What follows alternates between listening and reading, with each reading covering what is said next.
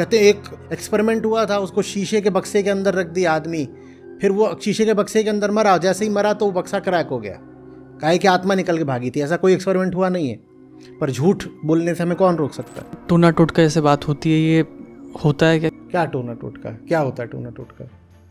कि मैं तुम्हारा बाल ले लूँगा, मान लो किसी ने ले ही लिए हैं बहुत सारे, मान लो बचा हुआ मैंने एक बाल ले लिया, और तुम्हारे बाल के साथ मैं कुछ कर दूंगा तो तुम बीमार पड़ जाओगे, हाँ? या तुम्हारी तस्वीर पे मैं जादू मार दूंगा तो तुम पे कुछ असर हो जाएगा? तुम्हें लगता है ऐसा हो सकता है? अभी रात के 1-2 बज रहे हैं, भूख किस किस को लगी है? जल्दी जल्दी बताओ, अपनी फ़ोटो भेजो, मैं उसको खाना खिलाऊंगा। फोटो घोस्ट इंडस्ट्री, भूत उद्योग, वो बहुत लंबा चौड़ा उद्योग है, वो $1 ट्रिलियन इंडस्ट्री है, भूत इंडस्ट्री, और उसके भी एंटरप्रेन्योर होते हैं, वो बाबा कहलाते हैं जी। और उसमें ज़बरदस्त सक्सेस मिलती है, टैक्स फ्री जी। तो दूसरा सवाल था कि भगवान और भूतों का फिर रिश्ता क्या है? तो जो बाहर वाले तुम्हारे भगवान हैं, उनका क्या काम है? तुम्हारी कामनाओं की पूर्ति करना। तो उसको तुम बोलते हो पॉजिटिव एनर्जी, ठीक है? वो तुम्हारी कामना पूर्ति करे, उसको तुम बोलते हो पॉजिटिव। हमारे लिए पॉजिटिव शब्द का अर्थ ही यही होता है, मेरी पसंद का, मेरी कामना का, मेरी इच्छा का काम हो, उसको मैं बोलता हूँ पॉजिटिव। यही तो है ना? और जो आपकी इच्छा, आपकी पसंद से अलग हो, उसको आप नेगेटिव बोलते हो। यही तो है ना पॉजिटिव नेगेटिव की परिभाषा? सोच के देखना, यही परिभाषा है। तो भगवान को आप फिर बोलते हो पॉजिटिव एनर्जी, क्योंकि वो आपकी कामना पूरी करता है। पर आपकी कामनाएं पूरी तो होती ही नहीं, तो आपको फिर इक्वेशन ठीक करने के लिए एक नेगेटिव एनर्जी तो लानी पड़ेगी ना। भाई आपके पास है कामना, और भगवान बैठे हैं आपकी कामना पूरी करने को, लेकिन कामना तो है कि पूरी होने को आती ही नहीं। आदमी मर जाता है, आदमी 2000 साल जी ले, तब भी उसकी कामना नहीं पूरी होती। तो फिर आदमी कहता है कहीं कोई नेगेटिव एनर्जी भी होगी ज़रूर, तो फिर भूत खड़ा करना पड़ता है। इसीलिए जो लोग कहते हैं कि अगर भगवान है तो भूत भी होगा, वो ठीक ही कहते हैं, लेकिन ये बात लागू होती है बस बाहर वाले भगवान पर। हमने जो भगवान की मान्यता बनाई है, अगर वो मान्यता बनाओगे तो तुम्हें भूत की भी मान्यता बनानी पड़ेगी मजबूरी में, क्योंकि अगर एक है जो कामना की पूर्ति करता है, तो कोई दूसरा भी तो होगा ना जो कामना को बाधित करता है, जो कामना को अपूरित रखता है। क्योंकि अगर बस तुम होते और भगवान होते तो तुम्हारे पास कामना है और वो कामना पूरी कर सकते हैं, तो कुल मिला के झट से कामनाएं पूरी हो गई होती, पर कामना तो पूरी होती नहीं। इसका मतलब कोई तीसरा भी है। फिर पिक्चर बनती है, कोई है। अब समझ में आ रही बात? हम क्यों बोलते हैं कोई है? तो जरूर कोई है, क्योंकि अगर बस भगवान होते और हम होते तो सारी कामनाएं पूरी हो गई होती। तो फिर हम कहते हैं एक कोई तीसरी ताकत है, वो कामना पूरी होने से रोकती है, वो गंदी ताकत है, वो हमारा बुरा करती है। तुम कहते भगवान वो ताकत है जो हमारा भला करती है, और एक और कोई ताकत है जो हमारा बुरा करती है। फिर उसको तुम कभी शैतान बोल देते हो, कभी प्रेत, कभी भूत, कभी घोस्ट, कभी जिन्न, कभी पता चुड़ैल, डायन, कितने तरह के, दुनिया भर में उसको 1000 तरह के नाम दिए गए हैं। पर तुम्हें उस ताकत की कल्पना करने की ज़रूरत ही इसीलिए पड़ती है क्योंकि तुमने अपने भगवान को बाहर कहीं बैठाया है, और तुमने भगवान को जो रोल दिया है वो रोल है कामना पूर्ति का। अगर भगवान यहाँ है तो फिर भूत की कोई ज़रूरत नहीं है। अगर भगवान वहाँ है तो भूत की ज़रूरत निश्चित रूप से पड़ेगी। अगर वहाँ भगवान है तो भगवान और भूत का जोड़ा रहेगा। द्वैत है ना, यही भगवान भूत। यहाँ अद्वैत है, यहाँ भगवान रहेंगे, भूत नहीं रहेगा। तो आपको कौन से भगवान चाहिए? जिनके साथ भूत भी होंगे ही होंगे, या वो भगवान चाहिए जिनके साथ कोई भूत हो ही नहीं सकता? वो भगवान जिनके साथ कोई भूत नहीं हो सकता, वो यहाँ के भगवान है। उन्हीं को सत्य कहते हैं, उनको आत्मा बोलते हैं, उनको पाने को मुक्ति बोलते हैं। उन्हीं भगवान को ब्रह्म भी बोलते हैं, उन्हीं भगवान को पाने को ब्रह्म निर्वाण भी बोलते हैं।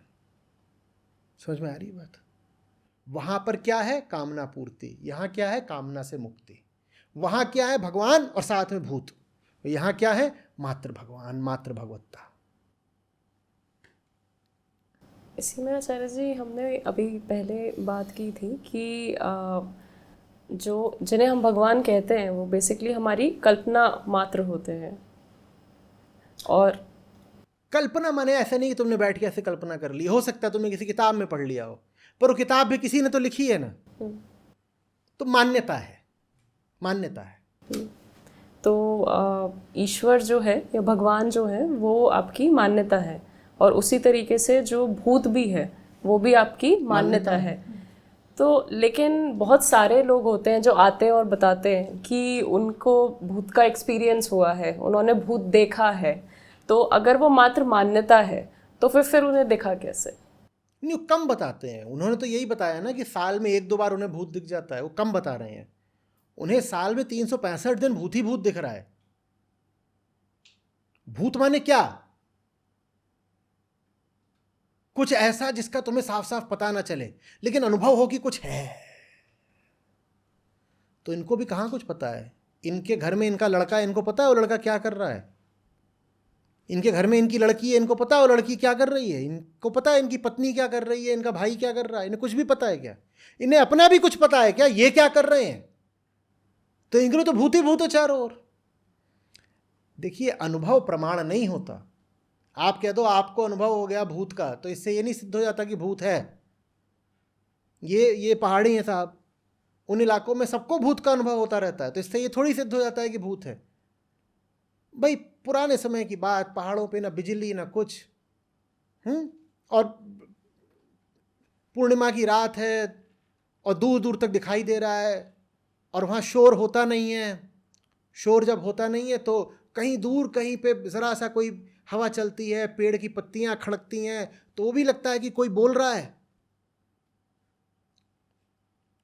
समझ में आ रही बात? पेड़ झूमते हैं तो छायाएं लगता है जैसे पता नहीं कौन नाच रहा है। तो आपको अनुभव तो कुछ भी हो जाएगा। पहाड़ों पे चले जाइए, पहाड़ों पर अच्छे खासे लोगों को अनुभव होने लग जाते हैं कि कुछ तो है। लेकिन तुम्हें अनुभव हो रहा है, इससे प्रमाणित थोड़ी हो जाता है कि कुछ है। अनुभव तो कुछ भी हो सकता है किसी को भी। आपको रोज ही कुछ ऐसे अनुभव होते हैं ना जो कि झूठे होते हैं। आप बैठे थे, आपको लगा दरवाजे पर किसी ने दस्तक दी है, लगता है कि नहीं लगता है? आप जाते हो, दरवाज़ा खोलते हो, वहाँ कोई नहीं होता, क्योंकि किसी ने दस्तक दी ही नहीं थी। तो इससे क्या ये साबित हो जाता है कि वहाँ भूत था? नहीं, ऐसे ही था, भ्रम था, धोखा था। इंद्रियां हैं, इनको धोखा होता रहता है। कुछ लोग इसी में प्रमाण दिखाते हैं, वो वीडियोस बनाते हैं या दिखाते हैं कि लोग झूम रहे हैं और कुछ जा रहा है, कुछ बस हल्का सा। और ये सब करके कन्वर्जन भी खूब होता है। ये सब करके उनके वीडियो बना के दिखाया था कि देखो भूत चढ़ता है और तुम्हारे धर्म में तो कोई है नहीं जो भूत उतार सके, तो तुम हमारे धर्म में आ जाओ और हम तुम्हारा भूत उतार देंगे। ये सब चलता है, इस तरह के वीडियो सर्कुलेट हो रहे हैं। उसके जवाब में फिर हिंदू धर्म वाले बोलते हैं कि अच्छा, तुम अगर भूत उतार सकते हो तो हम भी तो भूत उतार सकते हैं, हम भी भूत उतार के दिखाएंगे। तो इधर भी उधर नौटंकी है तो इधर भी नौटंकी करनी है। पर भूत जिसका उतारा जा रहा है उसे तो कुछ अबनॉर्मल महसूस हो रहा है, मतलब वहाँ फिर बहुत मज़े आ रहे हैं। एक बात बताओ, ये रात रात भर जाके डिस्को में नाचते हो, क्या कर रहे हो वहाँ पे? क्या करते हो? वैसे ही तो तुम्हारा वहाँ पे वीडियो बना लिया जाए, ठीक है, और किसी को दिखाया जाए ये बोल करके कि इनको भूत चढ़ा है, तो मानेगा कि नहीं मानेगा? बाल आपने खोल लिए हैं, कपड़ों का आपको होश नहीं, अस्त व्यस्त हो बिल्कुल, कपड़े इधर उधर उड़ रहे हैं, बाल खोल लिए और ऐसे बाल ऐसे ऐसे करके झूम रहे हो। डिस्को में ये सब क्यों करते हो? वो एक तरीके का रेचन होता है, कैथारसिस। तुमने जो तनाव भीतर जमा कर रखा होता है ना, वो बिल्कुल झूम कर बेखुदी में नाचने से थोड़ा कम हो जाता है। उसका उपचार नहीं हो जाता, पर वो तनाव कम हो जाता है। इसीलिए लोग हफ्ते भर जब घटिया काम करते हैं कॉरपोरेट्स वगैरह में, तो फिर वो कहते हैं आप सैटरडे नाइट है, और सैटरडे नाइट को हम 6 घंटा बहुत नाचेंगे, बहुत नाचेंगे, बहुत नाचेंगे। उस नाचने से ये होता है कि तनाव कम हो जाता है। तो जहाँ कहीं भी न्यूरोसिस होता है, माने मन में तनाव होता है, मन में कई तरीके की समस्याएं होती हैं, वहाँ पर व्यक्ति कई तरीके की अजीब अजीब शारीरिक हरकतें शुरू कर ही देता है। और ये काम, ये जो भूत चढ़ा के नाचने वाचने का काम है, ये महिलाओं के साथ ज़्यादा होता है। वो भी जो दमित पृष्ठभूमि की महिलाएं होती हैं।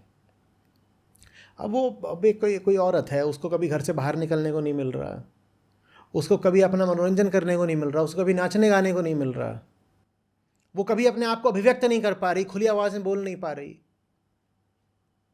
तो फिर वो क्या करेगी? वो एक ही तरीका है ना, उसको अगर खुल करके दुनिया के सामने आना है, झूमना है, नाचना है।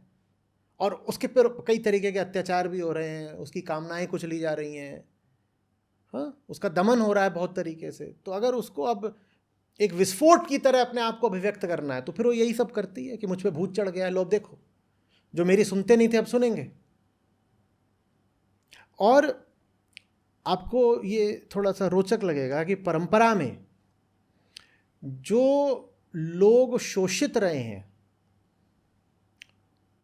उनको अभिव्यक्ति देने का ये बड़ा तरीका रहा है। उदाहरण के लिए बहुत जगहों पर अभी भी ऐसे उत्सव मनाए जाते हैं जहाँ पर माना जाता है किसी व्यक्ति पर कोई भूत उतर आया है, कोई आत्मा उतर आई है, और वो एक दिन निर्धारित होता है और उस दिन होता है कि अब इस पे ये उतर आया है, और उस दिन उस व्यक्ति को बहुत सम्मान मिलता है क्योंकि आज इस पर कोई देवता उतरा हुआ है। उस दिन उसको बहुत सम्मान मिलता है, फोकस अटेंशन मिलता है, सम्मान मिलता है। समझो, मेरा जो जोर है सम्मान शब्द पर है।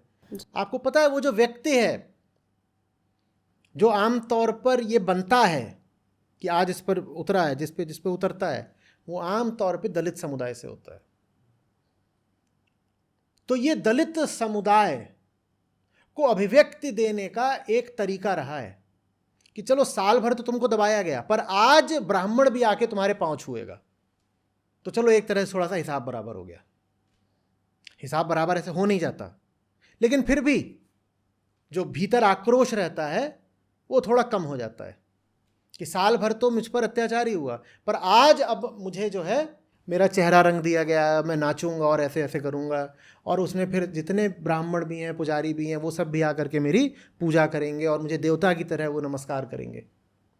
तो उससे, और आमतौर पे ये जो बनता है ये दलित समुदाय से होता है।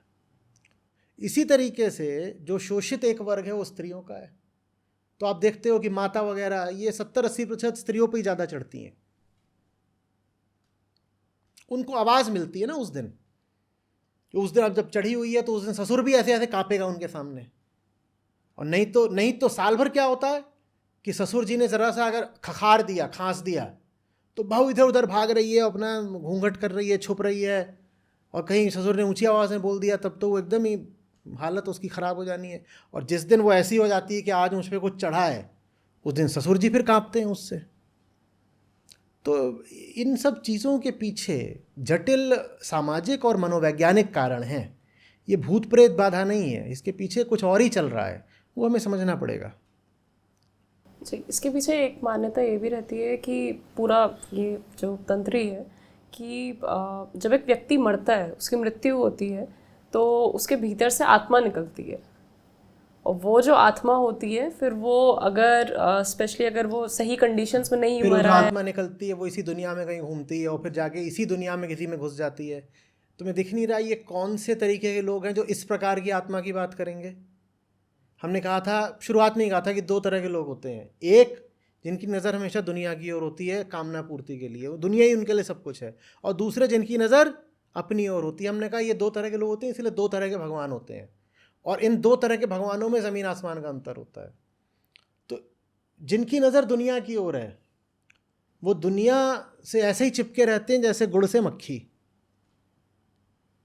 समझ रहे हो? जानते हो गुड़ में मक्खी कई बार ऐसे फंस जाती है कि तुम निकालना चाहो तो भी नहीं निकल सकती। तुम कोशिश करके उसको निकाल दोगे तो देखोगे उसकी एक छोटी सी टांग उसमें गुड़ में फंसी रह गई है, वो छोड़ ही नहीं पाती गुड़ को। वैसे ही कई लोग हैं जिन्हें दुनिया रूपी गुड़ इतना ललचाता है कि वो मरने के बाद भी दुनिया को नहीं छोड़ पाते।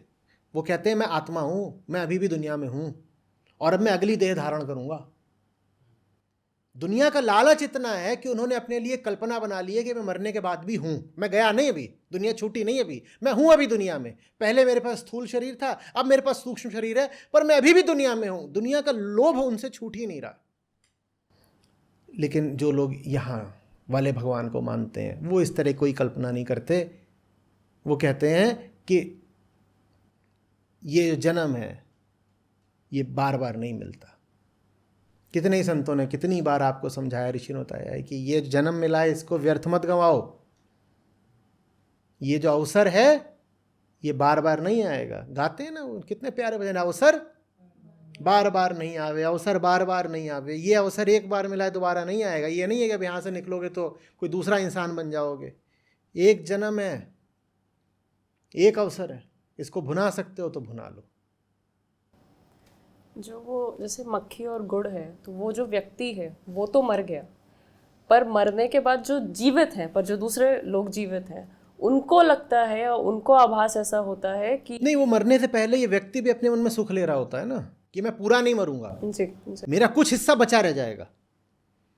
मैं पूरा नहीं मरूंगा, मेरा कुछ हिस्सा बचा रहेगा। जैसे बहुत लोग होते हैं वो मरने से पहले अपना डीएनए कहीं पे रखवा जाते हैं कोल्ड स्टोरेज में, कहते हैं मैं पूरा नहीं मरा, किसी दिन मैं जिंदा होकर के वापस आ सकता हूँ। कुछ ऐसा है नहीं, तुम तो मर ही गए हो, कोई और होगा अगर आ भी गया वो वापस। तो ये आकांक्षा मनुष्य में हमेशा से रही है कि मैं मरूं नहीं। तो उसके नाते कुछ लोगों ने कल्पना कर ली कि मैं मर भी जाऊंगा तो भी मेरा भीतर की एक चीज़ है, सूक्ष्म चीज़, वो दुनिया में रहेगी, मैं पूरा मरा नहीं, अभी मैं बच गया। ये मृत्यु का डर है। और ये जो मृत्यु का डर है बस ये बताता है कि तुम ज़िंदगी गलत जी रहे हो। जब आप गलत ज़िंदगी जीते हो तो आपको मृत्यु का बड़ा डर रहता है, और जब मृत्यु का डर रहता है तो आप इस तरह की अनाप शनाप कल्पनाएं करते हो। जो यहाँ वाले भगवान को मानते हैं उन्हें इस तरह की अगले पिछले जन्म की कल्पना करने की कोई ज़रूरत नहीं होती। वो कहते हैं यही जन्म कौन सा बड़ा सच्चा है जो अगले पिछले जन्म की बात करें। वो कहते हैं मैं अजात हूं, मेरा यही जन्म नहीं हुआ, मैं आत्मा हूं, आत्मा हो जिसका जन्म ना हो। कह रहे मेरा तो यही जन्म नहीं है तो आगे पीछे का जन्म कैसे होगा। मेरा यही जन्म नहीं है, आगे पीछे का जन्म कैसे होगा। हम वो हैं जो जन्मे ही नहीं, तो हमारा पुनर्जन्म कैसे होगा। मेरा यही जन्म नहीं है, मेरा पुनर्जन्म कैसे होगा। तो वो जो एक जीवित व्यक्ति है वो जब कोई मरता है उसके सामने, तो वो अपने मन में ये कल्पना बनाता है और उससे वो खुद को दिलासा देता है कि जब वो खुद भी मरेगा हाँ, तो वो जो है हाँ, बचा रहेगा। मैं बचा रहूंगा, मैं बचा रहूंगा। ये मृत्यु का खौफ है, और मृत्यु का खौफ वास्तव में अनजिए जीवन का खौफ होता है। जिंदगी आपको जैसी जीनी चाहिए थी आपने जी नहीं है। जिंदगी की उच्चतम संभावना, वो जो भगवान है उच्चतम, जिंदगी की उच्चतम संभावना आपने पाई नहीं है। तो आप डरे हुए हो कि कहीं समय पूरा ना हो जाए, कहीं काम अधूरा ना छूट जाए। तो फिर आप कल्पना करते हो कि मरने के बाद भी इधर उधर डोलूंगा।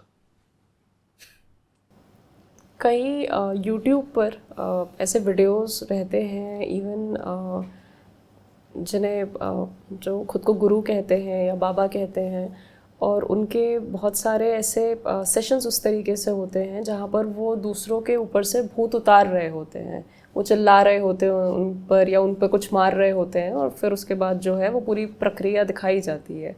इसकी वजह से क्योंकि यहाँ पर अब क्या होता है कि आपकी एक भूत की जो है अपनी एक मान्यता है, उसके साथ अब एक रिलीजन और जुड़ गया है आकर के, तो वो जो पूरा एक चीज तो आप बनती कहते हो है। कि अगर आप भूत को नहीं मानते तो आप धार्मिक आदमी नहीं हो। जी, कह रहा है कि आस्तिक वो है जो भूत में विश्वास करता है।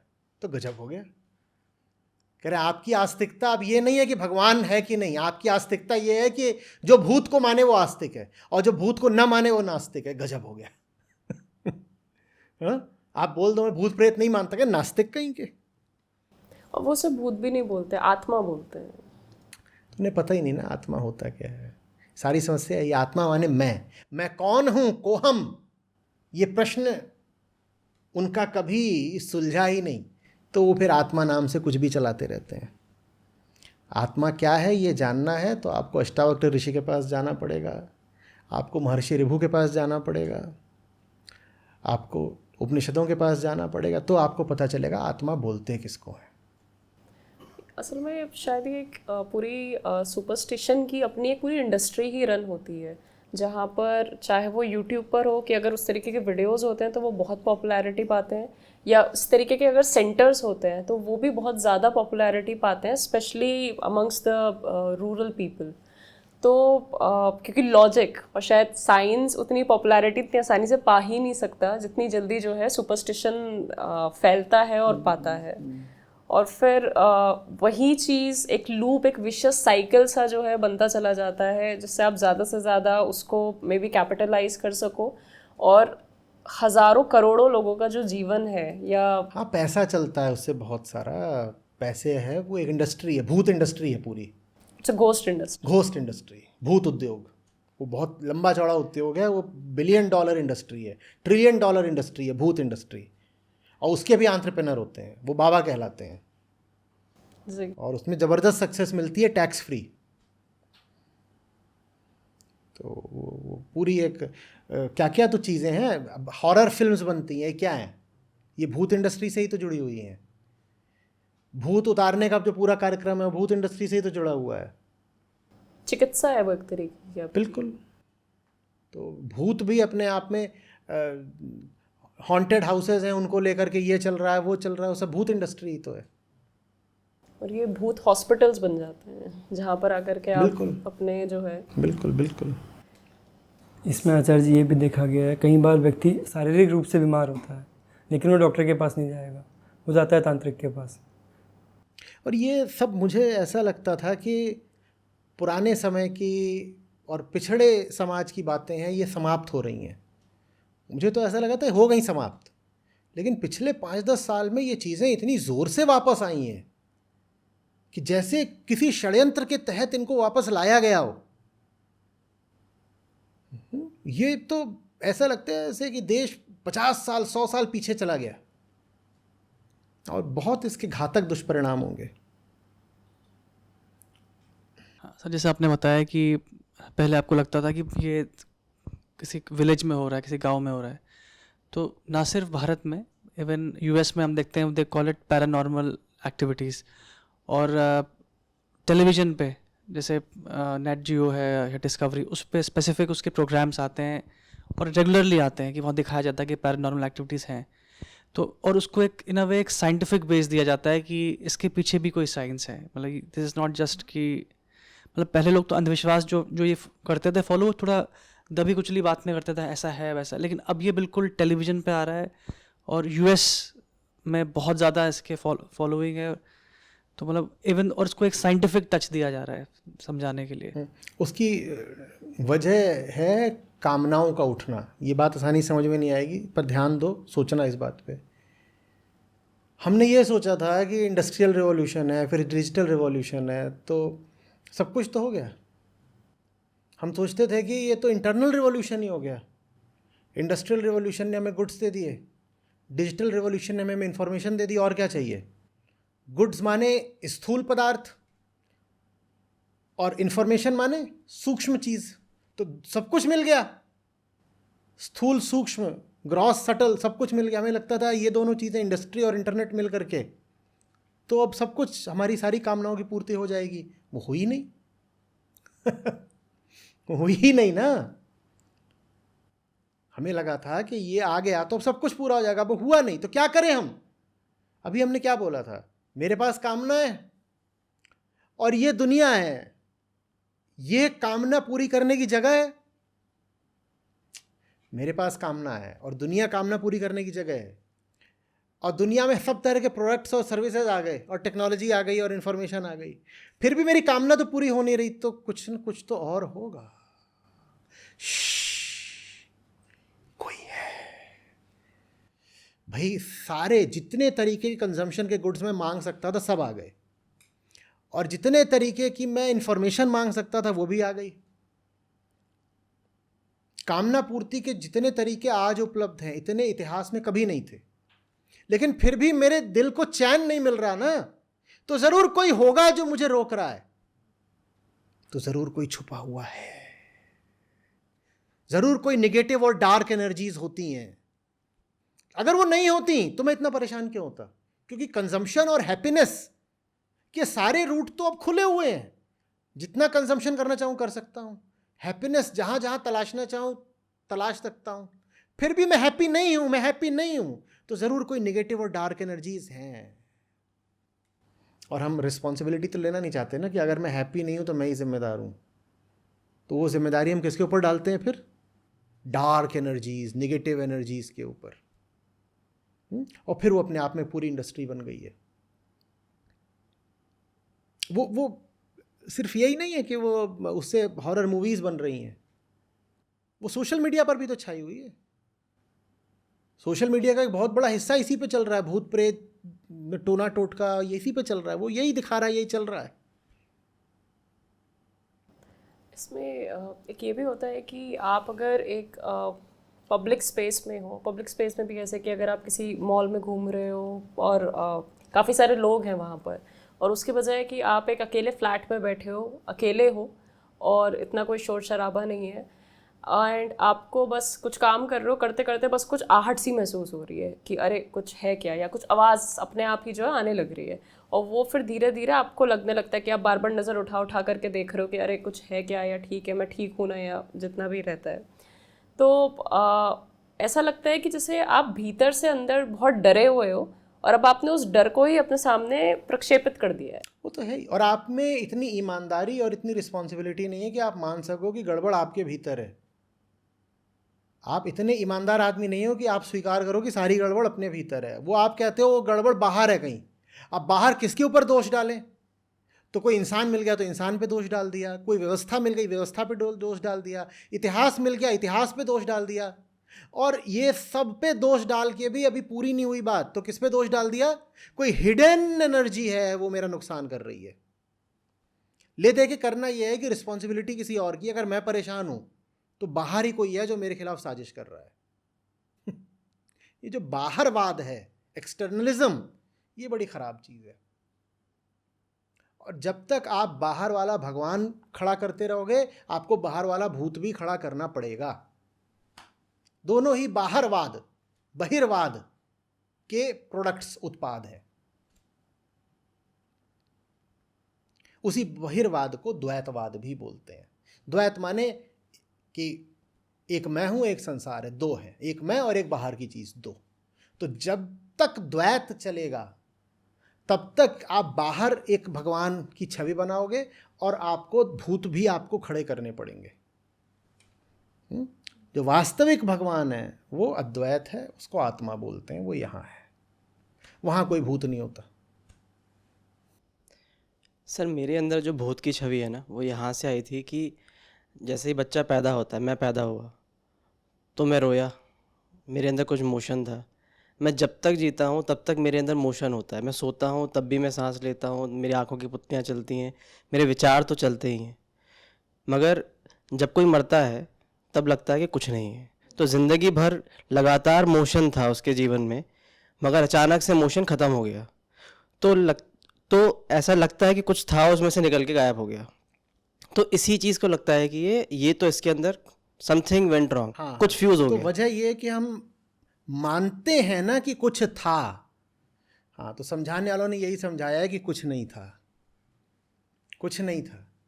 लेकिन जब तुम बोलते हो कि बाहर कुछ निकल गया, उससे पहले तुम ये मान रहे थे कि भीतर कुछ था।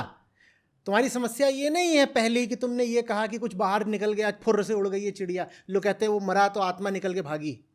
कहते हैं एक एक्सपेरिमेंट हुआ था, उसको शीशे के बक्से के अंदर रख दिया आदमी, फिर वो शीशे के बक्से के अंदर मरा, जैसे ही मरा तो वो बक्सा क्रैक हो गया, काहे कि आत्मा निकल के भागी थी। ऐसा कोई एक्सपेरिमेंट हुआ नहीं है, पर झूठ बोलने से हमें कौन रोक सकता है। तो कोई चीज़ निकल के भागी, आप ये मान रहे हो। उससे पहले देखो ना आपने क्या माना है, उससे पहले की भी आपकी एक मान्यता है कि भीतर कोई चीज़ थी। हाँ, समझाने वालों ने आपको यही समझाया है, भीतर कोई चीज़ थी ही नहीं। जो है नहीं पर प्रतीत होता है उसको बोलते हैं अहंकार। वो कभी नहीं था पर आपको लगता रहा कि है। वो स्वयं को ही प्रमाणित करता है मैं हूं, अहंकार को ही लगता है वो है। वो था ही नहीं कभी भी, वो कभी नहीं था। तो जो चीज़ आप कह रहे हो कि चल रही थी, एक्टिविटी हो रही थी, गति हो रही थी, आंखों की पुतलियां चल रही थी, विचार चल रहे थे, वो वैसा ही था जैसे आपका मोबाइल चल रहा है। उसके भीतर कुछ नहीं था, वो टूट गया, उसका मदरबोर्ड फूक गया। तो बताओ उसके भीतर से क्या कोई चिड़िया निकल के भागी है? मोबाइल भी चलता था ना, आपकी गाड़ी भी चलती है, जिंदगी भर गाड़ी चली 10 साल, अब नहीं चलती, खटारा, तो उसके भीतर से क्या कोई चिड़िया निकल के भागी है? पहले ही कुछ नहीं था, पहले ही कुछ नहीं था, पर अहंकार मानता है कि कुछ था। तो आत्मा तक पहुंचने का मतलब है अहंकार का विसर्जन। कुछ नहीं है, कुछ भी नहीं है, प्रक्रिया मात्र है, प्रोसेस भर है, प्रकृति भर है ये सब कुछ। तो इसीलिए ज्ञानियों ने, संतों ने आपको कहा है कि ये सब कुछ मिट्टी है, तू कहाँ इसमें फंसा हुआ है? माटी एकदम करेंदी यार, मिट्टी है, कुछ नहीं है। और यहां मिट्टी के भीतर कुछ नहीं है, मिट्टी मिट्टी है बस। तो लेकिन मुझे तो लगता है ना कि मिट्टी कुछ है, देह भाव। मुझे लगता है कि मैं देही हूं, मैं देहू हूं, और ये देह, अरे भाई तुम्हें लगता है नहीं। और गीता का जो श्लोक आपको यही बताने के लिए है कि कुछ नहीं होता भीतर। हमने या तो अज्ञान में या षड्यंत्र करके उसका ये अर्थ निकाल लिया है कि कुछ होता है भीतर। गीता आपको यही बताने के लिए कुछ नहीं होता। कृष्ण अर्जुन से कहते हैं कि बेटा, जैसे बचपन के बाद जवानी आती है, जवानी के बाद बुढ़ापा आता है, तुम ये मान लो कि मृत्यु भी वैसे ही है, एक प्रक्रिया का हिस्सा। बचपन से जब जवानी आई तो भीतर क्या कोई चिड़िया थी जो छोटी चिड़िया उड़ गई और जवान चिड़िया भीतर आ गई? ऐसा कुछ हुआ क्या? ऐसा तो नहीं हुआ, एक प्रक्रिया थी। वैसे ही बुढ़ापे से मृत्यु आ गई, एक प्रक्रिया हो गई। कोई भीतर की चिड़िया नहीं थी जो उड़ गई है या कोई नई चिड़िया आ गई है भीतर। प्रकृति में प्रक्रियाएं होती हैं, जैसे समुद्र में लहरें होती हैं। लहर उठी, लहर गिर गई, लहर के भीतर थोड़ा ही कुछ था, लहर बस उठी, लहर नीचे गिर गई। लेकिन हम मानना चाहते हैं हम कुछ हैं, इसी को अहंकार बोलते हैं। है कुछ नहीं, पर हम मानना चाहते हैं कुछ है। तो जब हम मानते हैं कि कुछ है, तो फिर हमें यह मानने पर भी मजबूर होना पड़ता है कि जब हम मरते हैं तो वो जो कुछ था वो निकल के बाहर भागता है। अरे पहले ही कुछ नहीं था, निकल के बाहर क्या भागेगा? तो ये सब जो बोल रहा है ये कौन है? ये प्रकृति भर है, प्रकृति है और कुछ नहीं है, प्रकृति है। प्रकृति माने ये जैसे सागर में लहरें आती हैं, वृक्ष पे पत्ते और फूल आते हैं, वैसे ही अभी तुम बोल रहे हो, चल रहे हो, खा रहे हो, सो रहे हो, लहर उठती है, गिर जाती है, वृक्ष का पत्ता एक दिन झड़ जाता है। ऐसे ही तुम्हारा ये शरीर भी एक दिन गिर जाएगा। उसमें ये थोड़ी है कि भीतर कुछ था, भीतर कुछ नहीं था। भीतर जब कुछ था ही नहीं तो बाहर क्या जाएगा? जो टूना टोटका जैसे बात होती है, ये होता है क्या? क्योंकि काफ़ी बात की जाती है कि टूना टोटका, आप किसी के ऊपर अब कुछ, इतनी हमने जो बात कर ली, इसके बाद तुम्हें क्या लग रहा है? क्या टोना टोटका? क्या होता है टोना टोटका? कि मैं तुम्हारा बाल ले लूँगा, मान लो किसी ने ले ही लिए हैं बहुत सारे, मान लो बचा हुआ मैंने एक बाल ले लिया, और तुम्हारे बाल के साथ मैं कुछ कर दूंगा तो तुम बीमार पड़ जाओगे, हाँ? या तुम्हारी तस्वीर पे मैं जादू मार दूंगा तो तुम पे कुछ असर हो जाएगा? तुम्हें लगता है ऐसा हो सकता है? अभी रात के 1-2 बज रहे हैं, भूख किस किस को लगी है? जल्दी जल्दी बताओ, अपनी फ़ोटो भेजो, मैं उसको खाना खिलाऊंगा। फ़ोटो जल्दी से व्हाट्सएप करो, मैं उसको आज खाना खिलाता हूँ। अगर तुम्हारी फ़ोटो को कुछ करने से तुम बीमार पड़ सकते हो तो मैं तुम्हारी फ़ोटो को खाना भी खिला देता हूँ। और अगर तुम कुछ कुकर्म करते हो तो सज़ा भी तुमको की होनी चाहिए, तुम्हारी फ़ोटो जेल भेज देंगे। आजकल बड़े बड़े गुरु लोग यही बता रहे हैं कि फ़ोटो के साथ कार्यक्रम हो जाता है सारा।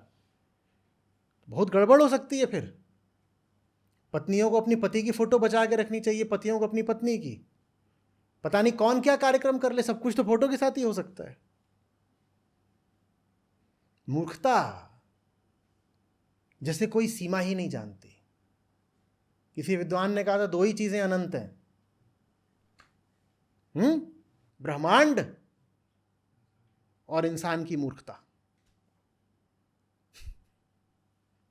अब एक पूरी इंडस्ट्री भी रन होती है जहाँ पर घोस्ट टूर्स होते हैं या घोस्ट टूरिज्म होता है, घोस्ट डिटेक्टिंग इंस्ट्रूमेंट्स होते हैं, जहाँ पर आप हॉन्टेड प्लेसेस में जाते हैं एंड वहाँ पर जाकर के घोस्ट को ढूंढते हैं, भूतों को ढूंढते हैं। एंड क्या मस्त मनोरंजन होता होगा, मैं भी जाऊंगा। चलो चलते हैं अपन। ये सुनने में ही कितना मज़ा आ रहा है। इंस्ट्रूमेंट बना दिया इन्होंने, वो घोष को डिटेक्ट करेगा। गजब हो गया। हम भी चलते हैं। मुझे तो ज़रूरी मिलेगा बच्चों। जो दुनिया भर के भूत प्रेत हैं उनकी मुझसे खास दुश्मनी है।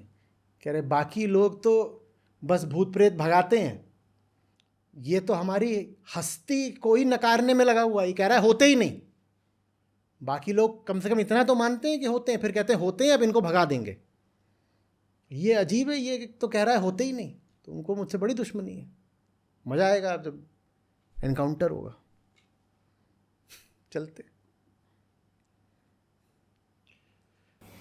आचार्य जी, भारत के जिस राज्य से मैं हूँ, मैंने वहाँ अक्सर ये पाया है कि लोगों पे भूत आता है, कहते हैं, ठीक है, और उसको उतारने के लिए पशु की बलि दी जाती है। ये क्रूरता तो वही दिखता है। है। वो बलि दे करके क्या करते हैं उसका? वो जो काट दिया उस मांस का क्या होता है? खुद ही खाते हैं ना। तो वही है। जब भगवान का तुम्हारा कॉन्सेप्ट ही कामना से, इच्छा, डिज़ायर से रिलेटेड है, तो उसमें फूड फिर आ ही जाता है ना। बस मस्त अपना खाओ, और कुछ नहीं है उसमें। ये तुम तो बस एक राज्य की बात कर रहे हो। भाई हमारे पहाड़ी हैं, ये उत्तरांचल की बात कर रहे हैं। हाँ, तुम देखो विश्व में धर्म है जहां बलि के उत्सव मनाए जाते हैं बड़े बड़े। मैं बकरीद की बात कर रहा हूं। इसी तरीके से भारत में पूर्व की ओर शाक्त संप्रदाय में देवी मंदिरों में बलि का बड़ा प्रावधान रहा है।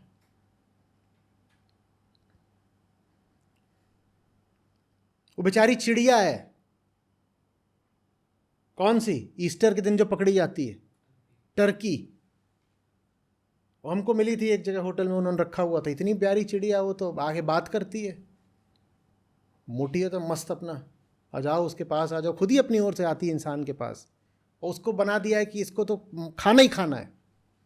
ये क्या चल रहा है? क्या खून की नदियां बहा रहे हो? ये तुम्हारा धार्मिक त्योहार है?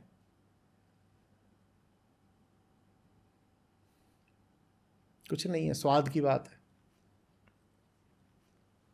स्वाद, जबान, कामना, लोलुपता, धर्म को एकदम जमीन पे गिरा देने वाली हरकत। ये जो इंसान ने दो चीज़ें क्रिएट कर दी हैं, एक जगह भगवान और दूसरी जगह भूत, उसका कारण डर है क्या? कामना। कामना। भगवान कौन? जो मेरी इच्छाएं पूरी करेगा। और मेरी इच्छाएं सब दुनिया से ही तो पूरी होती हैं। मैं छोटा था, याद करो आज की पूरी बातचीत हमने कब शुरू करी? 2 घंटे पहले। मैं छोटा था, मैंने बिस्कुट मांगा, बिस्कुट दिया मम्मी ने। मम्मी कहाँ मिलती है? दुनिया में। मेरे कमरे में नहीं थी, बगल कमरे में मम्मी थी। इसी दुनिया में मम्मी मिली। और बिस्कुट भी कहाँ मिला? इसी दुनिया में बाहर की दुकान थी, मम्मी गई दुनिया से, दुकान से बिस्किट खरीद लाई, मुझे दे दिया। तो सारी कामनाएं कहाँ पूरी होंगी? दुनिया में। तो भगवान को भी मैं कहाँ स्थापित कर दूंगा? दुनिया में। तो बोल देंगे वो पहाड़ के ऊपर रहते हैं मेरे भगवान, फलाने वन में रहते हैं, फलाने कुएं में रहते हैं, फलाने पेड़ पे रहते हैं, फलाने रेगिस्तान में रहते हैं। या उनका संबंध जोड़ दूंगा कम से कम किसी न किसी जगह से। या इस लोक में नहीं रहते तो परलोक में रहते हैं, वो वहां जन्नत के ऊपर रहते हैं, 8वें आसमान पे रहते हैं। और बड़े बड़े ऐसे ज्ञानी घूमते हैं, वो बोलते हैं हाँ होंगे तो भगवान कहीं दुनिया में, लेकिन अभी हमने यूनिवर्स को पूरा एक्सप्लोर नहीं करा है ना। जब हम यूनिवर्स को पूरा एक्सप्लोर कर लेंगे तो वहाँ कहीं भगवान भी किसी कोने में मिल ही जाएंगे। छुप रहे थे, हाइड एंड सीक। पर जैसे ही यूनिवर्स का हम पूरी स्कैनिंग करेंगे तो वहाँ कोने में दिखाई देगा, वो बैठा, वो बैठा, पकड़ो पकड़ो पकड़ो, भगवान मिल गया, वो कोने में बैठा हुआ यूनिवर्स में। और इस यूनिवर्स में नहीं मिलता, किसी और यूनिवर्स में मिलेगा, मल्टीवर्स है। क्या पागलपन है? कैसी बातें कर रहे हो? ये चुटकुलों के लिए अच्छी हैं ये बातें। तो मतलब वो भगवान और भूत नहीं, वो कामना और डर है। वो आदमी के भीतर का अज्ञान है। हमारा अज्ञान ही कामना बन के खड़ा होता है। हम चूंकि स्वयं को नहीं जानते, इसीलिए हम लगातार इनकम्प्लीट, अपूर्ण अनुभव करते हैं। जो अपूर्ण अनुभव करेगा उसमें कामना उठेगी, जब कामना उठेगी तो दुनिया की ओर भागेगा, दुनिया की ओर भागेगा तो दुनिया में कामना पूरी करने वाली एक एजेंसी को खड़ा करेगा, उस एजेंसी को नाम दे देगा भगवान का। वो एजेंसी बस कामना नहीं पूरी करती, उसको हमने फिर एक रेगुलेटरी एजेंसी भी बना दिया है। कहते हैं कि वो कर्मों का फल भी देती है, ये भी करती है, वो भी करती है, तो एक हमने एजेंसी पूरी खड़ी करी है। और उसी एजेंसी के फिर काउंटर में हमने एक दूसरी एजेंसी खड़ी करी है जिसको हमने डार्क फोर्सेस बोल दिया है। तो एक हमने बोला है कि ब्राइट फोर्सेस और एक हमने बोल दिया डार्क फोर्सेस। तो ये दो हमने एजेंसीज ऐसे खड़ी करी हैं, जबकि जो असली भगवान है वो यहाँ रहता है, वो वहाँ बाहर है ही नहीं, वो यहाँ रहता है।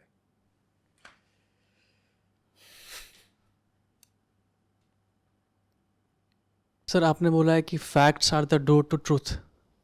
तो मतलब मैं देखता हूँ कि टेलीविज़न है या एक यूट्यूब वीडियो है जहाँ पे खुलेआम कोई आदमी बोल रहा है कि ब्लैक मैजिक है और पूरा समझा रहा है कि कैसा है, क्या जो मैथमेटिक्स है या पैरानॉर्मल एक्टिविटीज़ है, और आज का सभ्य समाज जो पढ़ा लिखा है, लॉजिकल है, तो ये सब वो देख रहा है और मतलब वैसे तो बड़ा लॉजिकल है जीवन में, लेकिन उसको उस समय देखो लॉजिकल वगैरह तो पता नहीं, पर अगर हम एक कॉन्शियस समाज होते तो इस तरह की हरकतों की अनुमति नहीं देते कि कोई अगर खुलेआम टीवी पर या यूट्यूब पर ये भूत प्रेत चला रहा है तो हमारा कानून इसकी अनुमति नहीं देता।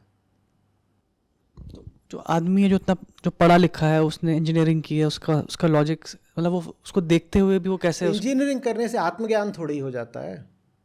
इंजीनियरिंग करने से आप ये थोड़ी समझ जाते हो कि आपके भीतर क्या कमी है। इंजीनियरिंग करने से आप अपनी जो वृत्ति है, टेंडेंसी है, उसको थोड़ी समझ जाते हो। कर रही होगी इंजीनियरिंग। अब तो पहले माना जाता था कि उदाहरण के लिए कि आतंकवादी वो होते हैं जो अशिक्षित समुदाय से आते हैं, जो कम पढ़े लिखे रहते हैं, आतंकवादी बनते हैं। अब देखो ना, सब पीएचडी पकड़े गए हैं आतंकवादी, इतने सारे इंजीनियर हैं, डॉक्टर हैं, वो आतंकवादी पकड़े गए हैं, बल्कि ज़्यादा आतंकवादी अब पढ़े लिखे ही मिल रहे हैं। तो ये जो हमारी शिक्षा है ये भीतरी अज्ञान दूर नहीं करती है। आप बिल्कुल पढ़े लिखे टेररिस्ट हो सकते हो। शिक्षा में आत्मज्ञान की बहुत ज़रूरत है, और आत्मज्ञान का मतलब है स्वयं को देखना, समझना कि मन कैसे काम करता है, क्योंकि मन ही तो समस्या है ना। तो मन को देखना, मन की टेंडेंसीज क्या होती हैं। अच्छा, जब लालच उठता है तो किन किन रूपों में अपने आप को अभिव्यक्त करता है। अच्छा, जब मैं डरता हूँ तो डरने का और ईर्ष्या का क्या संबंध है। ये सब चीज़ें बच्चों को पढ़ाई जानी चाहिए, इनका स्कूल कॉलेज में बहुत अनिवार्य स्थान होना चाहिए। इसीलिए तो HIDP शुरू करा था मैंने। 12 साल तक देश के सैकड़ों स्कूलों कॉलेजों में जा कर मैं HIDP की कोशिश करता रहा, कुछ सफलता भी मिली उसमें। वो क्यों करता रहा? क्योंकि दिख रहा था कि देश की शिक्षा व्यवस्था में self knowledge of the self, knowledge of life के लिए जगह नहीं है। तो वो देने के लिए मैंने holistic individual development program HIDP नाम से प्रयास करा था। वो अभी भी चल रहा है। तो उस चीज़ की कमी है।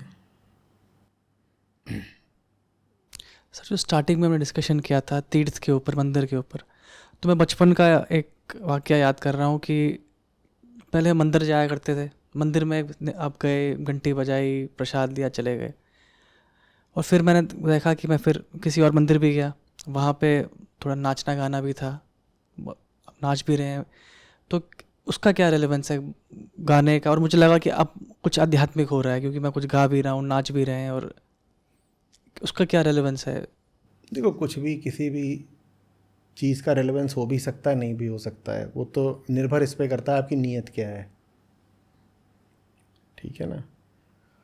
आप एक कदम बढ़ाते हो किसी दिशा में, वो कदम अपने आप को मिटाने के लिए भी बढ़ा सकते हो और अपने आप को और मोटा करने के लिए, फुलाने के लिए भी बढ़ा सकते हो।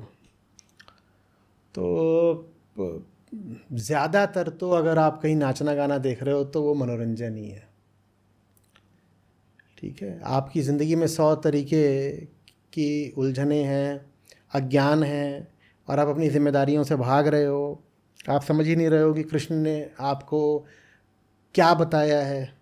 स्वधर्मे निधनम श्रेय, स्वधर्म का पालन करो ना।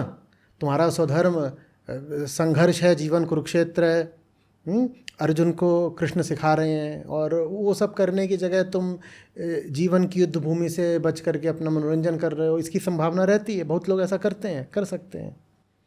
और कोई ऐसा भी हो सकता है जो इतना मग्न हो गया हो अपने अपने अपने भ्रमों के मिटने पर कि वो स्वतः स्फूर्त स्पॉन्टेनियसली नाच उठे, तो वैसा भी कोई नाच हो सकता है। लेकिन 99% लोग अगर नाच रहे होते हैं तो वो बस अपने मनोरंजन के लिए नाच रहे होते हैं, अपने आप को एक तरह की बेहोशी देने के लिए नाच रहे होते हैं। लेकिन इसका ये अर्थ नहीं है कि नाचने का मतलब अनिवार्य रूप से असत्य ही होता है या गैर जिम्मेदाराना ही होता है। लेकिन 1000 में 999 लोग तो बस यही है कि ज़िंदगी से भाग के, सच्चाई से भाग के किसी तरह का मनोरंजन करते हैं। मनोरंजन कोई भी शक्ल ले सकता है। मैं इन रेट्रोस्पेक्ट अब देखता हूँ, जब मैं, क्योंकि वही था कि डिस्क आप जा नहीं सकते हमेशा, और हाँ। और आपको एक अब भारत में ये चलता है ना, देखो कि डिस्कोथीक जाने पर एक सांस्कृतिक पाबंदी है, तो अब नाचना तो है ही, तो कहाँ नाचोगे? वो घर में किसी फिर जल्दी जल्दी सबको, अरे चल तू शादी कर ले नाचने को मिलेगा। मोहल्ले में किसी के यहाँ, उसके यहाँ नाचने को हो गए। और फिर यही जब चीज़ आगे बढ़ जाती है तो धर्म का मतलब बना लो फिर कि नाचना गाना ये सब करना। तो और इसमें फाइनेंशियल एंगल भी है, डिस्क भी आप वहाँ पैसा देना पड़ता है। डिस्कोथीक में जाके नाचोगे तो पैसा देना पड़ेगा, और गली मोहल्ले में किसी उत्सव के नाम पे नाचोगे तो उसमें पैसा भी नहीं लगता। और उसमें अगर थोड़ा सा इंग्लिश एक्सेंट और हो तो लगता है कि और। हाँ बिल्कुल बिल्कुल बिल्कुल।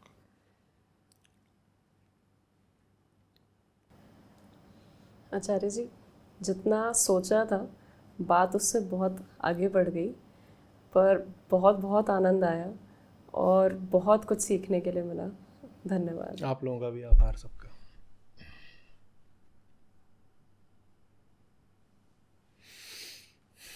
सच्चे भगवान की सबको प्राप्ति हो। अद्वैत भगवान की, हार्दिक भगवान की सबको प्राप्ति हो। चलिए बढ़िया, नमस्ते।